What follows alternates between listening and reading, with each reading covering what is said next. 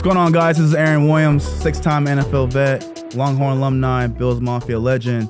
I want you guys to know this is the NFL Players Second Acts podcast.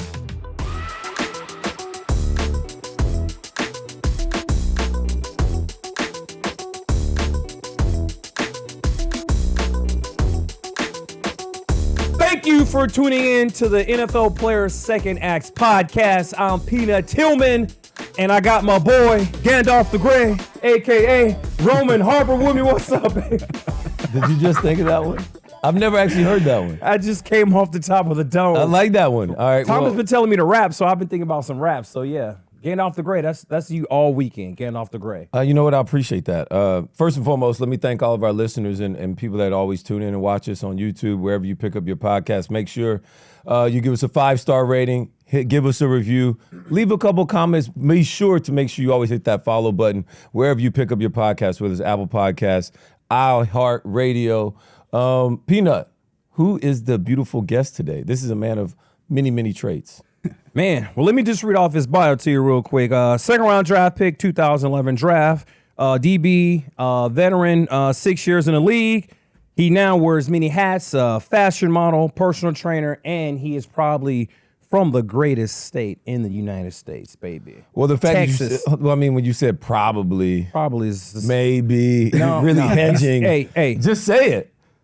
Aaron Williams, everybody. There it is. Welcome to the pod, Aaron. I appreciate it. That was a great intro, man. That was an amazing That was a heck of an intro. Yeah, definitely. Everybody knows Texas football is king as it pertains to football. It ain't no damn Alabama. I mean, well, First team All-State, Dave Campbell. Hey, if you're not from Texas, you don't know about that Dave Campbell. Like the Texas high school football. who's Dave Campbell? The magazine cover, like it's everything. Yeah. To make that, Cedric Benson was the first one to make it. oh. Back in I was 99, so he made it in like 98 or something like that. Like it's a real big deal, thing. man. Like it's Did Adrian Peterson make it too? I believe so, yeah. Because I he think came did. after and was pretty good too. He but did. Said was like a god. Yeah. Playing, man.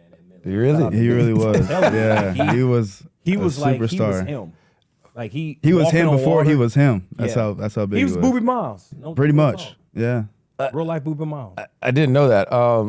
So I want to get off on this, Aaron, because number one, man, you're a pretty fashionable guy yourself. But I went and looked at your LinkedIn profile page, and I want to know, have you updated it at all? Because like you got a lot on there. Yeah. Like how often do you update this thing? You got all kinds I of. try to have my people update it for me because I'm just always doing other things. Yes. I try to do as much as possible. I mean, being in football, we were always taught the more you can do, the more accessible you are. Yeah. So I try not to just stick to one thing. I try to do multiple things, and just in case one thing doesn't work, I can go on to the next. So you're like a jack of all trades, right? I try to be. Yeah. All right. So how many jobs do you have right now? that's I mean, I feel like I got 2 jobs, you know, or maybe 3 jobs right now. I feel like you is like, you remember that show in Living Colors? Like, how many jobs you got in mind? It was like, Not enough. Yeah, not enough. Not enough. How many jobs you got right now? Honestly, I have a lot of hobbies. I wouldn't consider them jobs because they don't feel like jobs. Yeah. I get paid for them, but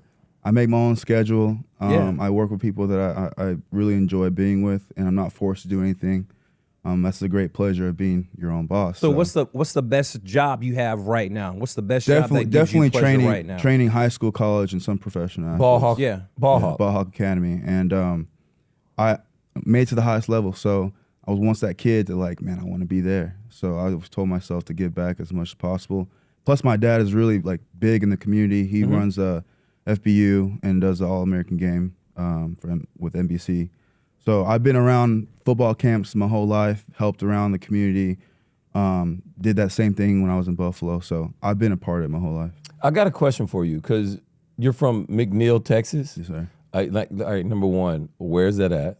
So I saw his yeah. population, 2,000. Shout out to Thomas, me and him doing some research this morning. Yeah, I like it. All right, so tell me about McNeil and kind of like your upbringing because, you know, you said your dad was around and really helped coaching and doing all these other things, but how does he get involved or how do you guys get involved in such a small community to all of a sudden be able to be in such a big game or like a big way, you know, if that makes any sense? Yeah, definitely. So McNeil is actually the high school I went to, and it's in Round Rock, Texas, Round which Rock. is a suburb north of Austin, about 30 minutes north of Austin. I'm loving this conversation with all these Texas towns. This is making me feel like home. Just shaking right Love now in the that. seat. Love Feeling that. kind of good about myself.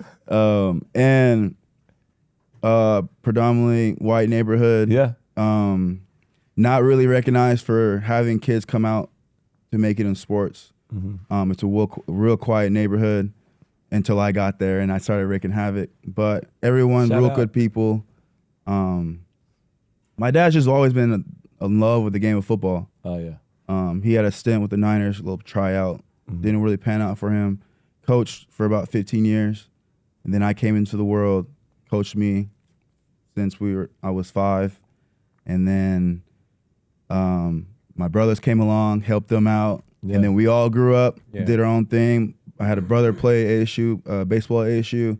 Another brother went to UTSA, and then obviously me went to UT. And my little sister, commerce, softball. So Straight athletic athlete. family. Straight so up. We've always been busy running around.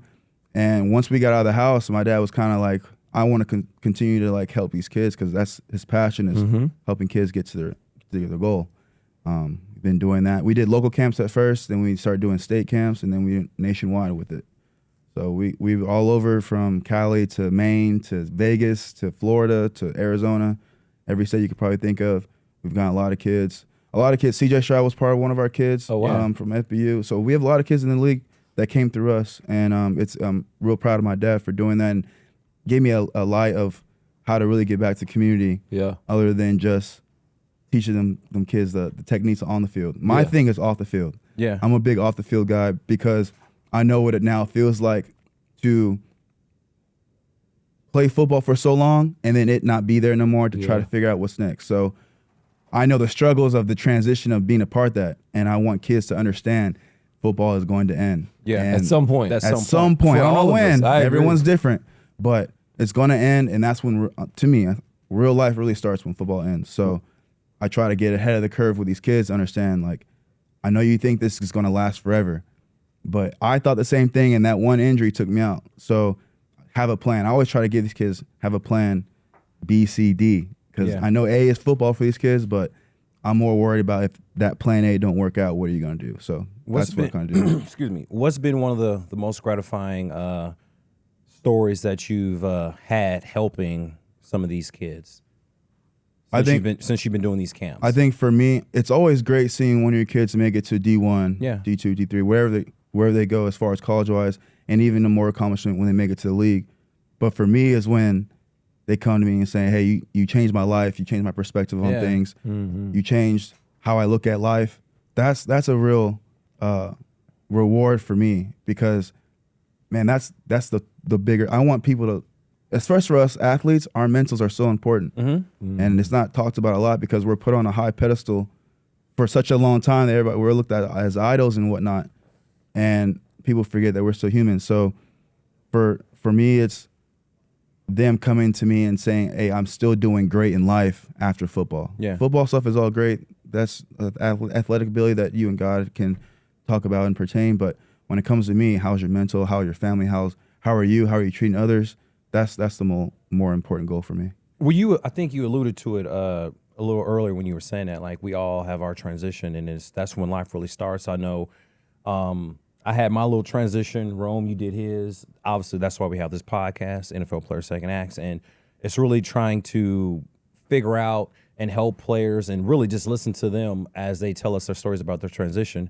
How long did it take for you to get adjusted to your new lifestyle once you transitioned? After football, I'm Still in it. 7 years out of the league now.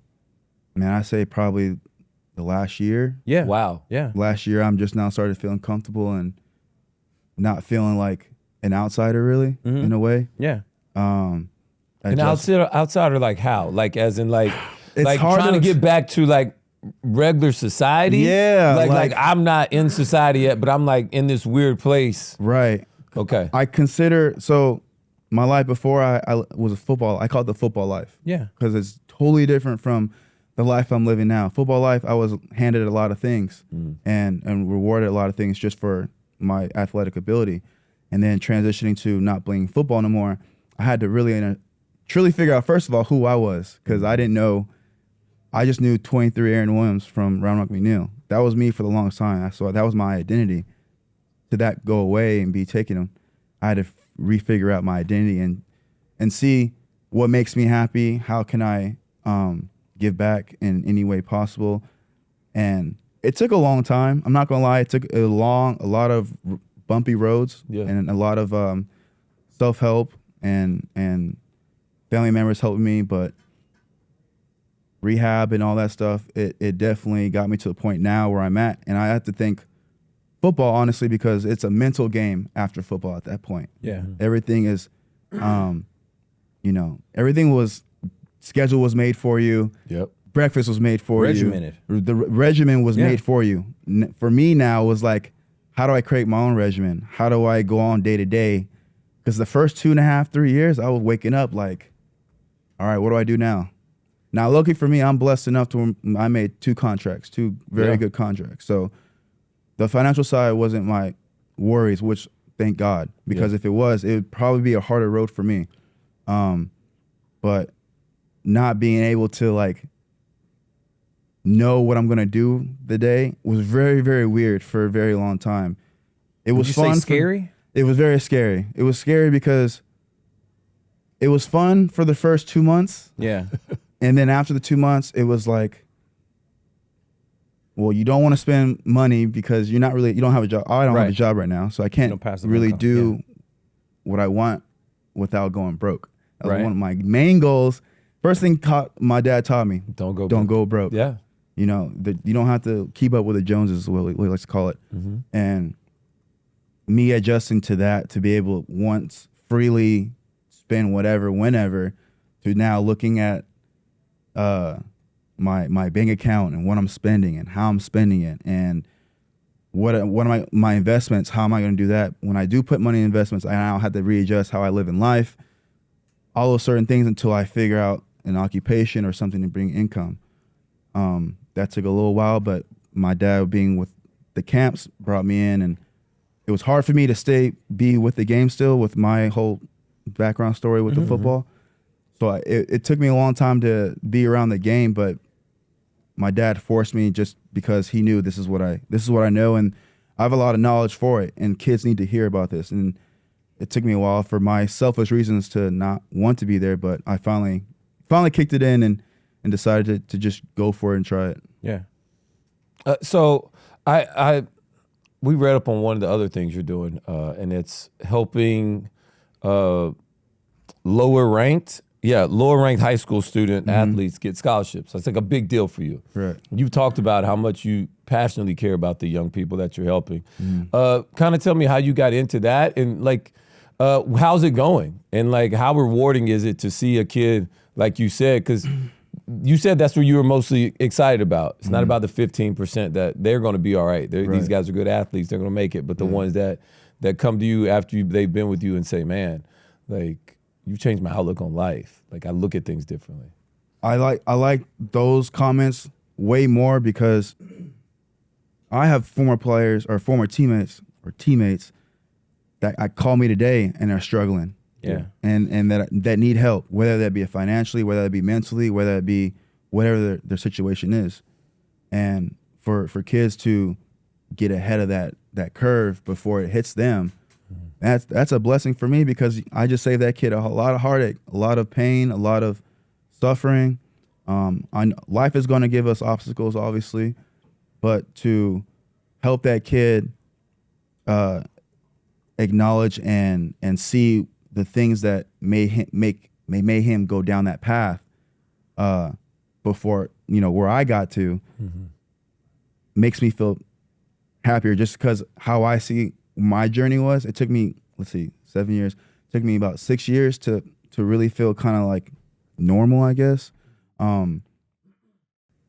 That's a prize for me, man. That's saving a life, honestly. Yeah. A lot of I know you guys have a lot of friends who played in the league and for sure, are not we here all no have more. The stories of people struggling. You know what I'm saying? So, Dude, I saw that all growing up. I was never. My kids are shocked when I'm like, I was not the best player on my team at any point besides Little League football. And I saw so many better players than me kind of fall by the wayside.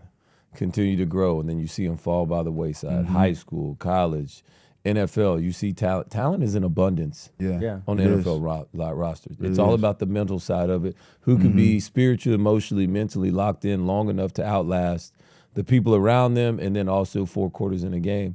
And usually those are the great ones. Like Great ones, yeah. those are the great ones. That's what separates the great from the good to the guys that aren't here anymore. And it's really good that you're able to talk to these people at a younger age and kind of tell them, hey, what all pitfalls are out there. And it comes better, so much better, because I'm a father of 4. Peanut is as well. But Like that. when your dad ain't saying it, it's Right. coming from somebody that actually seems to care about you, Yeah. or like a mentor. It just really just seeps in so much better, especially with your experience and your background. Right. Yeah, the mental, I think I know the mental aspect of it is super serious. And I know you had 2 serious injuries. I know for me, when I had injuries, you're either talking to your trainer, pops, or there's always that one person you can kind of call on when you need something. Who was the individual or individuals that you leaned on when you had those 2 injuries? I'm gonna always say my family. Yeah. But I mean, outside of that, Fred Jackson, our running back, Yeah, brought me under his wing when I first got there. strong. Yeah. And I was a kid from Texas that came from a winning program. Always handed things to me. Then I get to Buffalo, totally different culture, and a kid from Texas who's never been outside of Texas only knows Texas. Yeah. So getting up there was a very cultural shock, and I didn't know how to really adjust. I was very segregated. I segregated myself from, not on purpose for my team, it was just because I wasn't comfortable to where I was at. So he brought me in, showed me how to be professional, showed me how to be a pro, showed me how to be in the community, showed me that it's bigger than just football. And I ain't gonna lie, without him, I probably would have been out second year in the league. But he saw potential in me. He saw potential. I don't know what he saw, but I thank him every time, because I'm where I'm at today because of his guidance. You know, my man Smoke Dixon, Gerald Smoke Dixon, actually worked upstairs for Buffalo. And loved you, Yeah, raved my about guy. you being a great ball Appreciate hawk, that. great tackler. I want to talk about, because he raved about you. I used to follow you because my boy talked about you so much. I'm like, I got to Appreciate check this that. other safety out. Who's this young cat about to come up here and do this, that, and other? You're a baller. Thank you. I saw the first neck injury. Was that the one with Edelman, right? Where you were that's- diving? It looked like a great tackle. It looked like you just all out. Just kind of weird. I want to talk to you about these things. I feel like we can open up about these a little bit now because you've been through them. Because you had 2 significant neck injuries. Right. Tough. Second one was bogus though. Yeah, like, Yeah. number one, how was the rehab? How do you feel like they happened? What exactly was the definition of your first neck injury and your second neck injury? I couldn't even tell you the medical term of it. Yeah, It's so like, it's 'cause so they're all- long or whatever. Yeah. But basically, when I tackled them, when I came down, you'll see my neck whiplash back. Uh-huh. I have a small, from my C5 to C7, my vertebrae kind of has a small, narrow opening for where my nerves are at. So when I tackled the element and it landed, my whiplash, the vertebrae, I wouldn't say ruptured, but it like pinched on my nerve really bad. Made me go partially paralyzed for about a month and a half. Oh wow. And then Like, how far down was paralyzed? all my whole right side. Oh, wow. Whole right side was paralyzed. It happened right as soon as I landed and I tried to get up. You'll see on the film, like if you look back, you'll see my like trying to roll over, but I can't because my right side is not really giving. So What is that feeling like? Because I've never had that feeling. yes, you have. Yes, you have. And it's funny that you say that. Remember those terrible stingers? Yeah. Oh, we that's what all it had? is? It's that, but simplify or maximize it by 2 and have it stay there, lingering for a month and a half. Because the sting is like, I'm and good. then you Yeah, it goes start away. to come But you know how back. the stingers just it stays Yeah, like right yeah. up here? Have it go down your leg, down to your toes, and have that while you're walking every day. It's like a Or stab. trying to walk, I should say. Yeah. A little bit. It's like when your legs sleep or something. It's basically like when your legs sleep and you're pinching and you can't feel it. Yeah. That's exactly how it feels to be paralyzed. How scary was that when you felt that? It's like, oh man, okay. Wait Yeah. a minute. Knowing that you just was like, I Yeah. just made this, I tried to make this tackle, but now I can't move. Like, what was the first thing that went through your mind? Oh shit. Honestly, because I remember looking at the sky. It was a perfect day, blue sky, Yeah. and normal tackle, get up, Yeah. and I was like, and initially I was like, oh snap, I can't move, and I started freaking out, and then they came to me and said, don't move. They started poking me, they started pinching me. Can you feel this? Can you feel that? I was like, nah, I can't. And then I started freaking out, and then I would have totally freaked out. they put me in the ambulance. He on my stuff. Went back to the hospital, put me on the gurney and on the table. I think about 2 hours, 3 hours, they came back. Can you feel this? Can you feel this? I was like, man, I can't feel nothing. So then I started freaking out. I was like, man, this might be it. But the warrior in me, I'm sure you guys know, as being athletes, we get hurt all the time. It's normal, everyday thing for us. You get hurt. All right, what injury is it? Okay, I've had this before. About 2-3 months. Okay, back. I'm good. Good. What I got to do? What I got to do to get back? My first reaction was like, when can I get back? Which is really crazy at the time. But I just thought it was another. First of all, I thought it was just another painful stinger. Yeah, like a stinger or something. And I just thought, okay, maybe a couple weeks, you'll be back. A month hit, and I was like, okay, still not really feeling things. But after a month and a half, I started feeling tingliness, and my feelings started coming back. And then I had a rough discussion with my head trainer right after I got the surgery. Or no, this is my second one.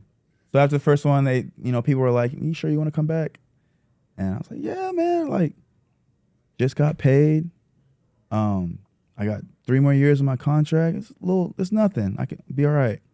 Work my way back, 6-month rehab, recovery. Scary recovery, by the way. Just like, I've never felt so scared for people to be around me because at the time when I had my surgery, my neck was like loose because my neck muscles weren't, really. Yeah, I was wondering if together. like did you have big Loose muscle neck. atrophy? Very much so. So because after the surgery, when I walk, you know how when you pop something, it's loose. Yeah. Because it's not that's how my neck felt. So when someone bumped into me, it felt like my neck was about to fall to the ground. So I was like, okay, I'm not moving no more. So I'm gonna stay in bed for the next 2 months and just chill. Got my neck brace on. It was a long journey. So work back. Did you ever go out with a neck brace? No, I didn't go out at all. Okay. There was no way. Thank you. Okay, I didn't go know. at all. I've seen people in the club in crutches, and I'm just like, why are you here? Why are you here? I've seen that sorry. too. Yeah, I've seen that too. I had to know. I'm Yeah. sorry. I had to know. And I'm Valid question. Great question. I'm a guy that's like, if I could make a way happen, I'm gonna do it. And You seem like that. That's Like, why I hey, was girl, yeah, I very didn't much know. so. Okay. Come No, on. Tim, that's how I was. Someone would call my name, they'd be like, I'd be like, yo, what's up? Oh, you good? Oh, okay. You don't need me? All right, cool. So it was a lot of weird movement for a while. Yeah. But fast forward right before we get to training camp, worked on my way up to getting I felt like it was 100%. Yeah. First scrimmage of the year in training camp, my first contact game since my injury. Man, I'm sweating bullets because I'm excited to finally get back and play. Yeah. But in my mind, can I sustain another hit? Yeah. Will I get back up again? Will I even walk? Now, none of that's really hitting me at the time, but it started hitting me when we did the kickoff, and then first About series. to make some contact. About to make some contact. I had a sweep to the right, to my side. Running back came in. And I said, we're going to find out. And we looked eye to eye at each other. And I said, here we go. Made contact. It was a big hit. Got up. I was like, oh, I can feel myself. I'm good. I got excited. Confidence restored. Confidence restored. I'm back. We had just hired Ed Reed, too, as our DB coach. Yeah. My mentor, a guy I looked up to for a long time, gave me the cheat codes of the game. Perfect situation. And then the second hit happens, and then Jarvis Landry hit, and that was a rude awakening to what I was about to get myself into as far as life comes. I wanted to go back again. So the Jarvis Landry hit. I'm knocked out. 2 minutes, 3 minutes, come back conscious. I'm looking at the sky. I'm telling myself, I don't get up, this will be my last play in the NFL. So I said, Aaron, gotta get up, bro. Gotta get up. Got up. They're like, do you need a stretcher? Do you need us to bring the ambulance? I said, y'all better not bring the ambulance back out. So they didn't bring it out. I said, I got this. I'm gonna walk. Man, y'all been in the business for a long time. When you've been in the business for a long time, you kind of know the politics, what owners are kind of thinking, your GMs. I got up, I started walking on the field, man. I don't know why, but ever since my smell, my sight, my feel, it heightened by 10. I smell the grass. I'm looking at like the beautiful stadium in Miami, the sky. I hear the crowd roar, and it was silence. But then when they saw me walk off, it was a loud applause. Something hit me, bro, and said, "This is my last game." I don't know what it was. It's just like God was like, "Can't let you go back anymore." Mm-hmm. So walk on the field. I told myself, man, take everything in you have right now, because this will be the last time we will ever be in a field with pads on and being a player. I remember that like significantly, like it was yesterday. And then got in the locker room, head trainer, assistant trainer, our owner, Terry Pagula, our GM, Doug Whaley at the time, our president, were in there. We were in there silent. Yeah. All of them came down. All of them came in there. All of them. That's how you know how serious that was. Yeah, when the president come down. Everybody. The owner, everybody came down. And when they all came in, bro, I broke down. That's love, though. It's heck of love. It's heck of love. That's love, though. I broke down because I knew right then and there that was it. That was it. It was it. So fast forward, get the surgery. We go to Super Bowl in Houston. Yeah. Doug Whaley, our president, and the owner. We meet up. You know, we have a conversation. How do you feel? How's your rehab going? I'm good. Like, I got it. I can keep going, keep playing. I've been working my butt off. This is not the first time that's happened. I'm good. So like, okay, like we really want you guys to stay here, be here, and we just want to look out for your health. And I said, no, I'm all good.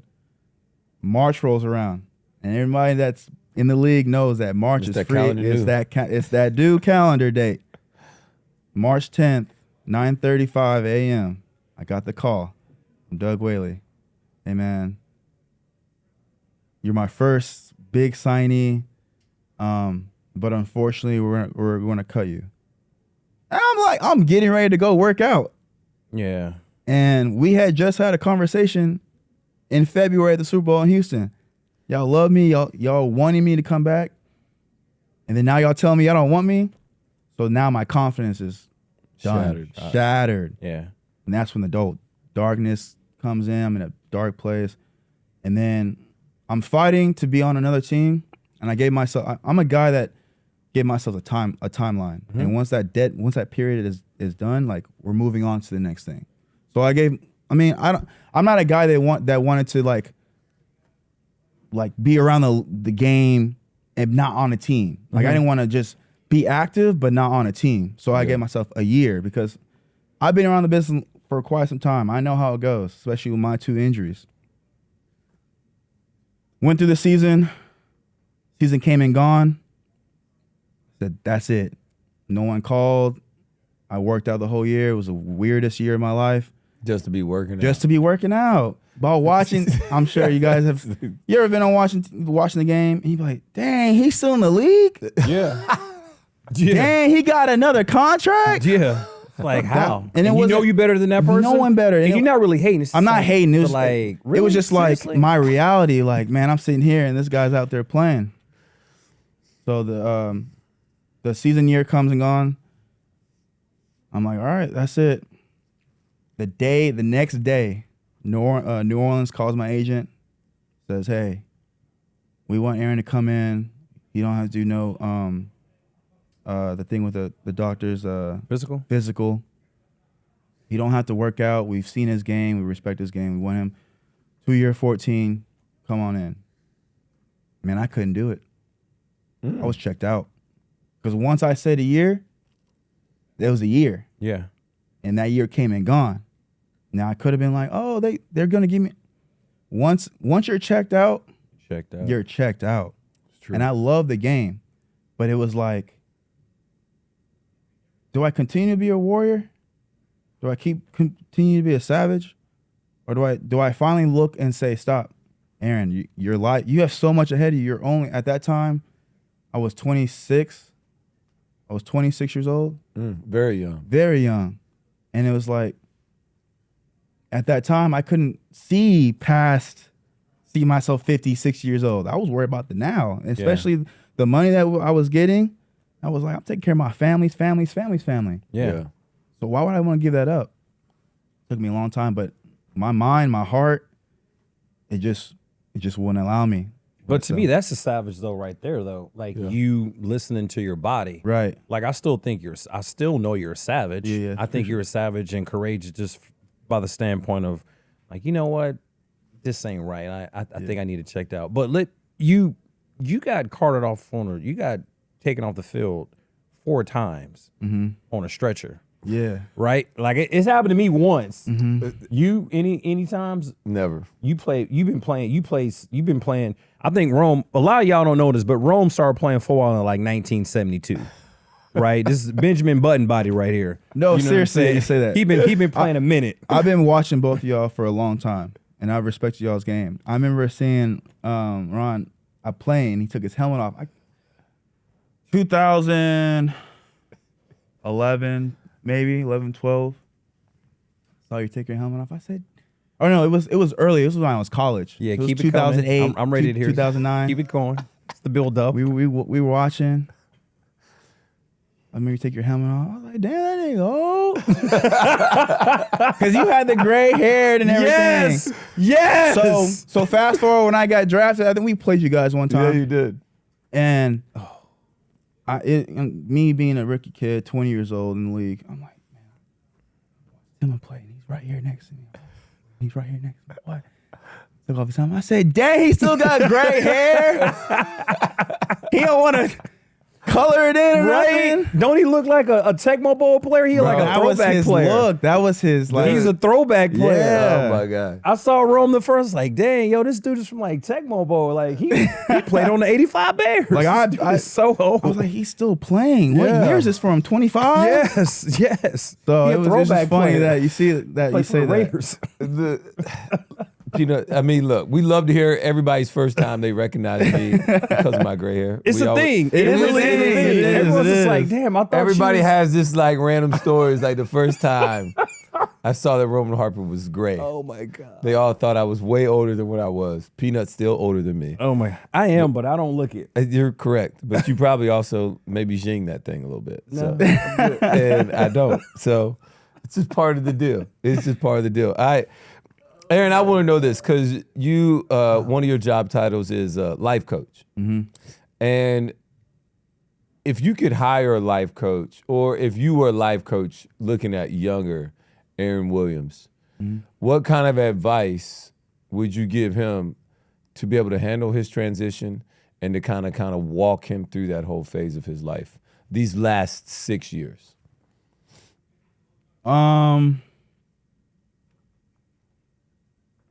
For sure, one, have the right people around you. Okay. That's definitely one of the biggest things. But that how would I've learned. Aaron know that? How would Aaron know who the right people around him is? By knowing who you are and knowing your morals and principles and how you want people to perceive you as a person. I think the ego of my NFL life trickled into my after football life a little bit, and I still had that attitude of I'm this. I'm this. Yeah. And it took me a little bit to understand, like, that ain't you no more. And the people around me weren't telling me the right things. Oh, they were just feeding into They it. were feed into it. Yeah. Been around a lot of people have been around me. I've taken care of a lot of people. It was hard to decipher who was there for me and who was just there to live the life that I've been living. And if you open up your eyes a little, and to me, it's self-care.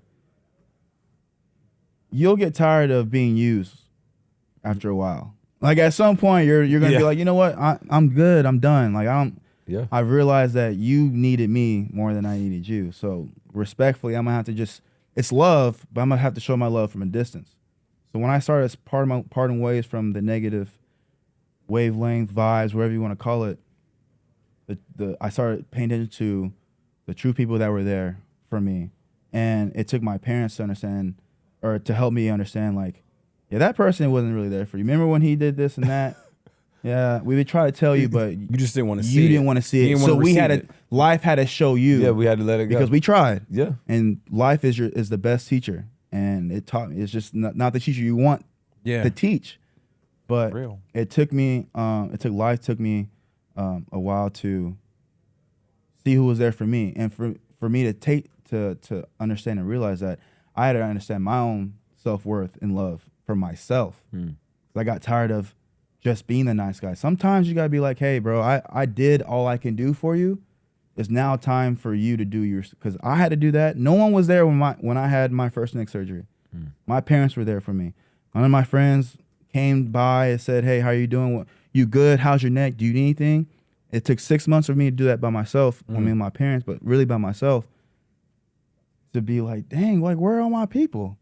I'm in my room 3 days straight in the dark. And I ain't got one phone call. So when things like that start happening, you start regulating the good and the bad. Yeah. And then once you start regulating the good and the bad, you have people that are pushing you, influencing you to do better, to not be stagnant, to take what you learn in football, apply it to life. Everything we do in football, you can apply it to life. Showing up to meetings on time applies to life. Doing the things you don't want to do. There have been times, I'm sure you guys woke up and was like, I don't want to work out today. Yeah. You know, but this morning. But you knew the results of that, of what would happen if you didn't work out. So it was a lot of mental push, a lot of family and friends who were there for me, loved ones, to push me outside the darkness and into the light. And then it took me to want to better myself. There's a lot of people that say, Aaron, go get help. Aaron, you should do this. Aaron, go be a coach. Aaron, and I know I can do those things, but in my mind, I just don't want to do it. Like, I'm not in that right mind space to just go do it. So I was rejecting everything. It took me to be like, you know what? Bro, come on, man. Get up. The same way you got up when you hurt your neck the first time and the second time is the same way we got to get up, except now we're not on the football field. We're in real life. We're in our bed, and we're in our bed too long. We're getting comfortable in the dark, and that's never a good thing, to get comfortable in the dark. So it was hard, but I had to push myself. I had to really push myself to get out of bed, to go brush my teeth. That's how down I was. I was willing to smell disgusting, look bad, because I just didn't care. I didn't foresee my future outside of football, but having my parents and the friends that were there, and my players, my young kids that I train. Now, I know they're young, but they keep me young. They give me a good spirit, and they help me keep in track by making sure they're in line. So having those things, and then having something to get you out of the house, having something for you to do, whether that be fishing, whether that be doing your LinkedIn to get ready for future jobs, whether that be getting your resume ready, whatever it may be, it needs to do something but cradle in your room and ponder about what you did before. Because pondering about the past ain't gonna get you nowhere, but in the same place. Yeah, I think my kids keep me out. I got too many kids, soccer games and basketball games and everything else. I know you got a whole tribe too. I do, bro. Dubers. That's good for y'all that you have a tribe, though. I'm a dad Uber. I just blend the word. Dubers. I'm a Duber. I'd actually never heard that until just now. Yeah, that's what we are. That's really dope though that y'all had a tribe, because for me, I don't have kid or wife or girlfriend. You're lucky. Good job. So it's positives and negatives and everything. It's the yin and yang to everything. I'm joking, everybody. I'm joking. I'm joking. But I would probably agree with my sons over there. You know what I'm saying? Mine upstairs sleep. So I think today is National Bring Your Kid to Work Day. So, is it? I don't know. I just made that up. Oh, We might as well. They making everything else listen, I today. believe Like, that. Bring your kid to work tomorrow might day. be National Waffle Day or something. We don't know. We make it cleaned up. Yeah, so I brought my kid. I brought her on a little daddy-daughter trip, so she upstairs asleep right now. One thing I do want to ask you though is, you played what 25 years in the league? I got 13. You got 6. So what was we all got our welcome to the NFL moment. Like, what was your welcome to the NFL moment? Oh man, Marion Barber. Oh, Yeah. Marion tote Barber. that This thing. is when he was in Yeah. Chicago. Yeah, okay. Yeah, this is 2011, and yeah, RP to my guy. I've watched him when he was in Dallas before I got to the league, Yeah. and just seeing him on TV, he was a big dude, but in person was another, especially with the dreads and all that. I was like, man, you're like crazy good at what you do. I think it was a power to my side. He jumped out the C gap, left a wide open hole. Our DN got flushed out outside, and it was mano y mano. I think we were on the 13, 14-yard line. And, man, I got trucked so bad. That man trucked me so bad. And I'm like, all right, I gotta prove myself. This is right before I made the tackle. I looked at his eyes. I said, oh, I'm about to get him. Went in there, boom! Oh, snap! Eek! I looked around my eyes. I said, oh, I'm in the league. I remember being Soldier Field. I'm looking up. I said, oh, I'm here. I did it. But then we got back to sidelines, and the DBs like, what happened, bro? Why you let him? Yeah. Da, da, da, da. I said, y'all know who that man was? Y'all tripping. So that was my welcome to the league moment. But my other one was Calvin Johnson. Getting mossed by Calvin Johnson was probably one of the most embarrassing Was it things. one player or was it like 2 or 3 players? Because he was notorious for like going over and getting that thing. No, like, seriously, it was me. people. It was me and George Wilson on that. Oh, so play. it's 2 of you guys. 2 of us, mossed both of us. This is Give what me that. Peanut already knew. Peanut knew. Give me that, and I was in perfect position. Like I was. Yeah. You thought you had it. I thought I had it. You're like, And then I went up, and next thing I know, I see 2 large hands just give me this. Scored, both of us, and I said, "Wow, this isn't college anymore." Like I was pretty dominant in college, so I was like, I had winning against the best. I went. Justin Blackman was there. A lot of receivers, like Big 12. That I can't really remember right now because I don't really like receivers like that. But you good. We don't either. I played against top guys. Yeah. So, but when you hear Calvin Johnson, you know what to expect. But when it happens to you, you're like, oh no, this man's for real. Like, No, it's we all have Calvin Johnson stories. Peanut played against him the most. But I remember the first time that I was like, oh wow, yeah, he is different. Him. Yeah. him for real. I played in my first Pro Bowl I got to play in, and he was out there, and you got the best of the best out there. And I'm looking, I'm like, oh yeah, he's still way better than everybody else. It was like next level of stuff. His catch radius, the ability to be able to jump, run. Never seen a guy like that. Never seen a guy like that. And he's so big. 4-3. Was like unheard of at the time. So big too. So big. Never talked. Didn't speak. No. Didn't talk any trash. Didn't say Never nothing. said a word. The nicest, even off the field. Yeah. I talked to him outside of the game. Nicest person you'll ever meet. Yeah. Even nicest person between those white lines. Like he'll do the dirtiest thing to you. Like as far as like one hand catch or taking over your head, but won't say anything. He'd be like, "Hey, good try, young fella." Just very subtle comments. Hey, good try, right? Good play. Yeah. But yeah, it was really cool, and it's such a blessing, man, to see guys like you and Tillman.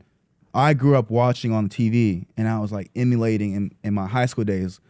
Punch Out King right here. No Like doubt. He I was hasn't in moved the practice, name like down. people got mad at me because they got tired of me punching them. Me too. But I was like, man, this great is doing it, and look what's Yeah. happening. So I was punching, and so like watching you guys, and then being able to be on the same field, man, is honestly, I wanted to say to you guys, it's such an honor to share a field with you guys because you guys have been great role models for me, You showed nothing but positive outlooks of how to be a DB, one, and then two, after football, I followed you on the FBI, right? Yes, sir. I followed you guys, and to see you guys from being great football players to just being great men, great husbands, great fathers, that's what I look for, and I want to thank you guys because I was fortunate to have my dad. Yeah.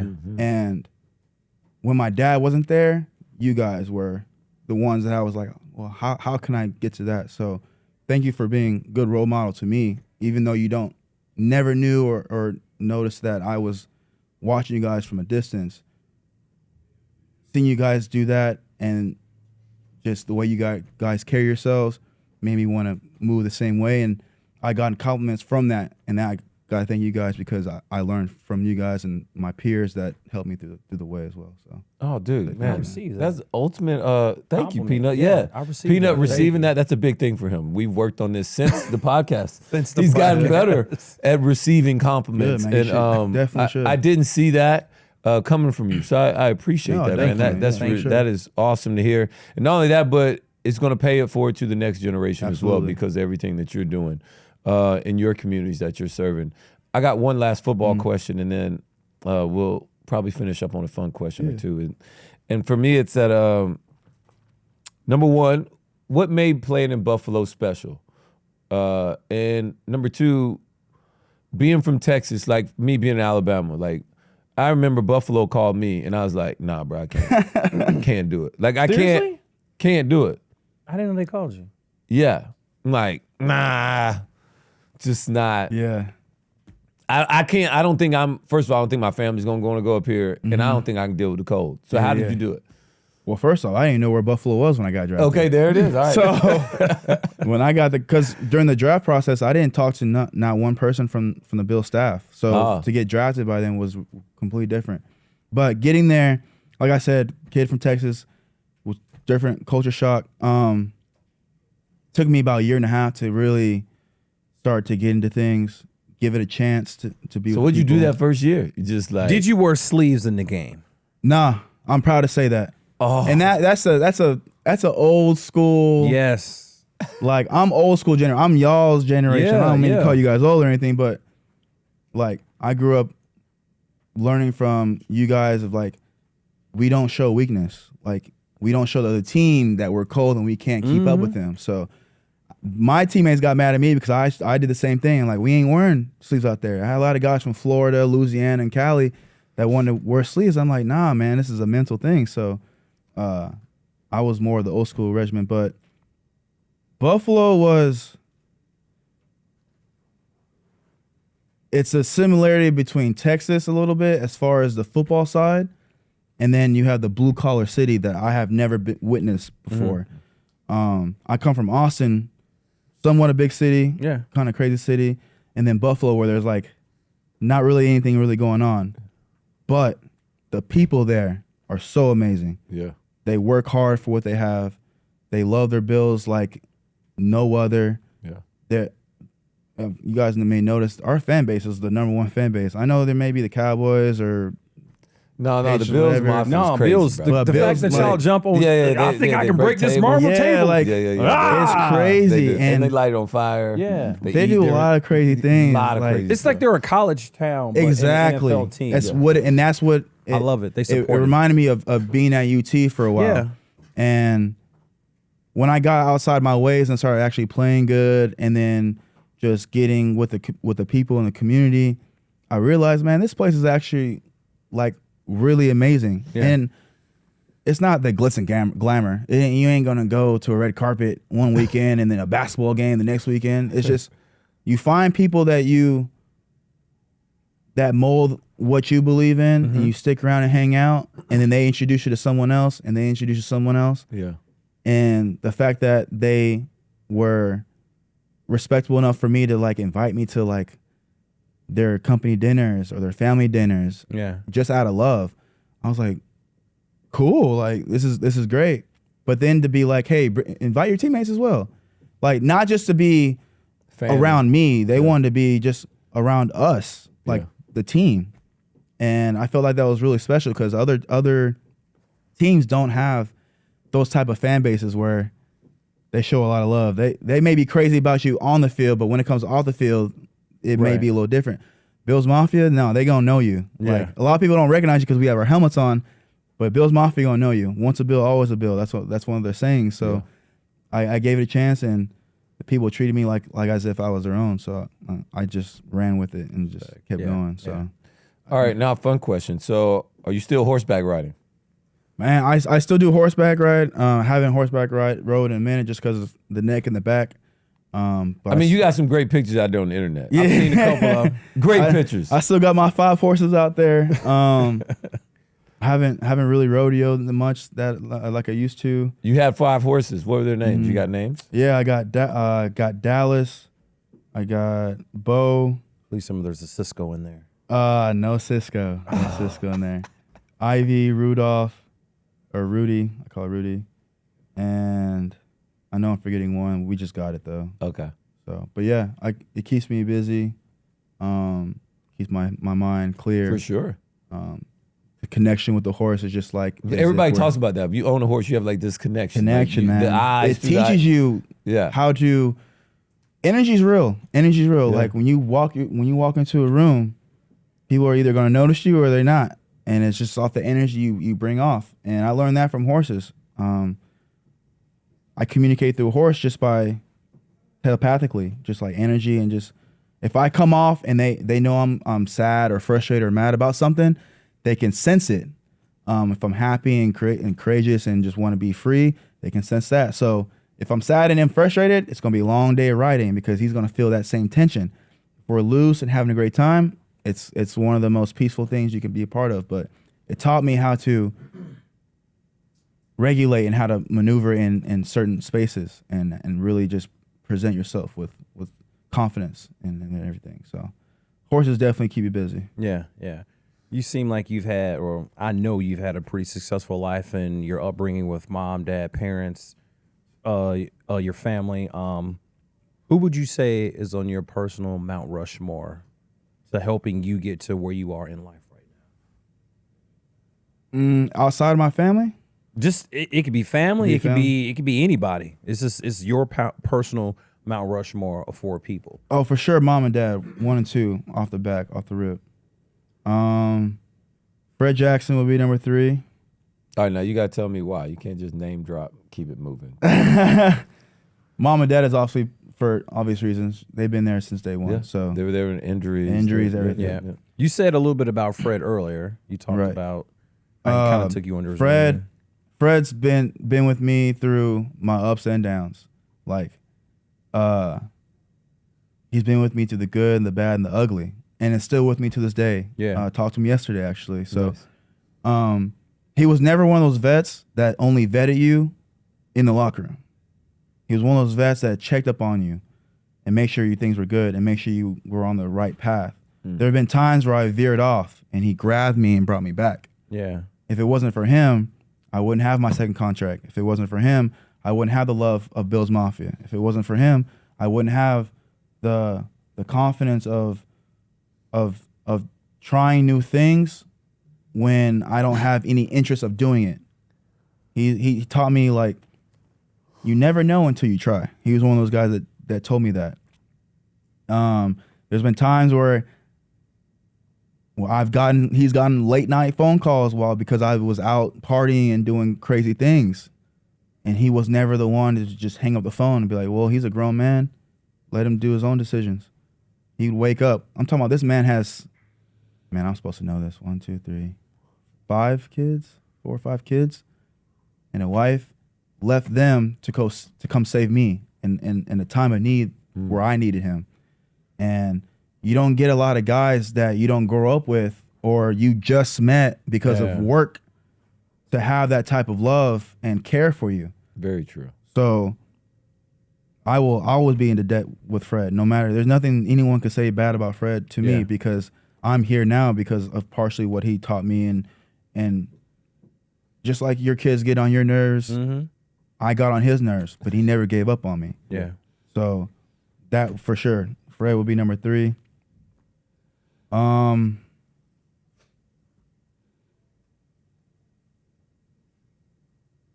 I'm gonna say my head trainer, Sean Gibson, will be number 4, because I hate, like, I don't want to choke up, but he was the reason why I'm able to walk. I'm able to have a clear mind.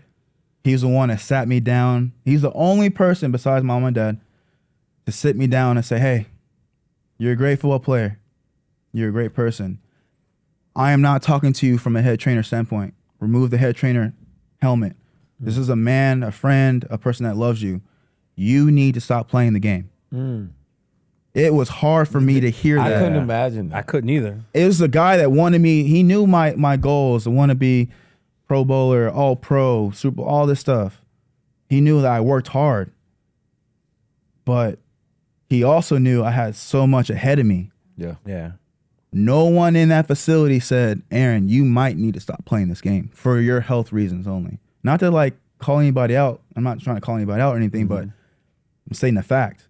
This man took off the badge of being a Bill staff member and put his own personal being, love and care for me, and saying, "I love you enough too much to allow you to want to go back on that field," and for me to be like,